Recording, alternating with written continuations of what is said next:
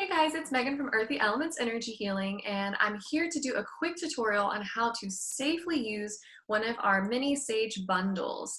First thing I want to go over is the size. So this is your typical sage stick that you could buy online or wherever, and this is our little mini sage bundle next to it. Typically these will be a little bit thicker. I kind of chose a runt for this demonstration. But as far as size-wise goes, it's a little bit longer than your typical sage bundle. It's also going to burn a little bit differently because of the contents that are inside.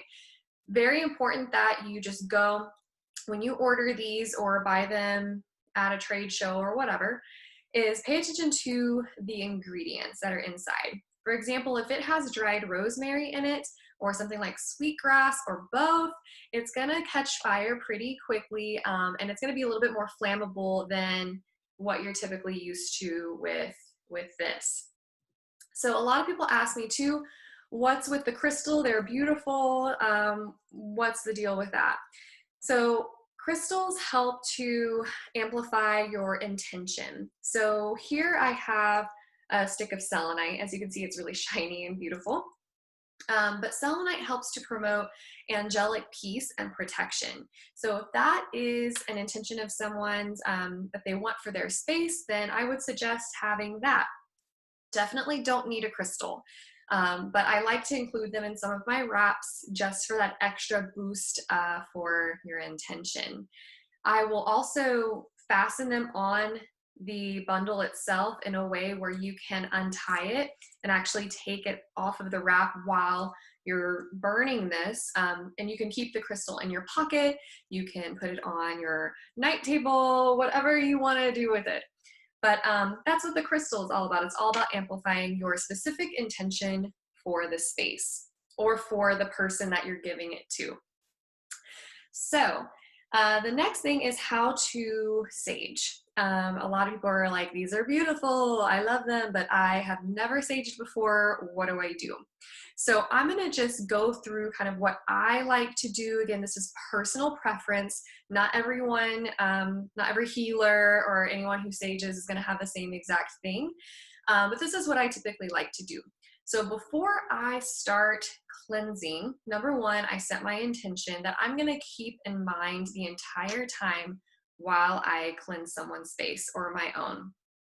Number two, I want to open at least a couple of windows and possibly even a door beforehand. And you have to keep in mind too, we are telling the energy to move and to exit the space, any low vibrational energy. So you need an opening in the space to tell the energy where to go, where to exit. So that's step two. Step three is I would clear a path for yourself beforehand and kind of plan your path. I typically like to start at the front door or the door where most people come into the space. And from there, I will light my sage bundle and then I will move clockwise throughout the space, kind of hugging the walls, paying attention to corners. You're never going to want to stick these babies in a closet that has like a bunch of, clothing and stuff. Just be careful, be smart. And then secondly, you're going to want to carry a non-plastic bowl. If you have one of those abalone shells that typically are sold with sage, that works too. Just make sure that it's big enough. And I will always keep this underneath to catch any falling embers just in case something falls out of the bundle.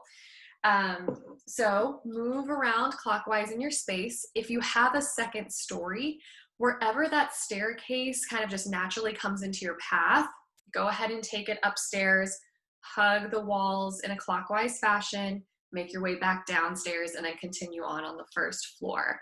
Then you'll just end up where you started. So the front door where you started. And I really like to, let me show you how these guys light so you can kind of see. And I'll kind of show you what I'm talking about. So I like to have a candle just because I don't like to mess with lighters and stuff in case it goes out. Here we go. So it will probably naturally extinguish out to a nice smoke, like it's almost there. There it goes. Or you can just gently blow it out and it'll give you that nice little saging smoke. So you're moving around your space, you get back to the front door that you started, and then it's really just important to just usher the energy out. Just allow the smoke to exit the door and out. So what do you do after you're done? Some people, it's a personal preference. Some people like to just kind of smudge it out to where they can actually keep it and use it again. My personal preference is to allow it to burn out naturally. So if you want to do that, set it inside the bowl, and you are going to want to let it burn out somewhere outside of your space, right? And keep an eye on it. So don't set it somewhere where you can't really see it. Obviously, that's not the safest decision. Yeah, and so you can let it just naturally burn out that way.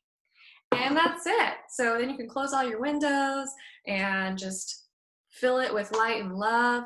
A lot of things I like to do after is burn incense and also play like my favorite music. I think that's really fun to do. So you got all of the low vibrational stuff out and now you're filling it with what you want.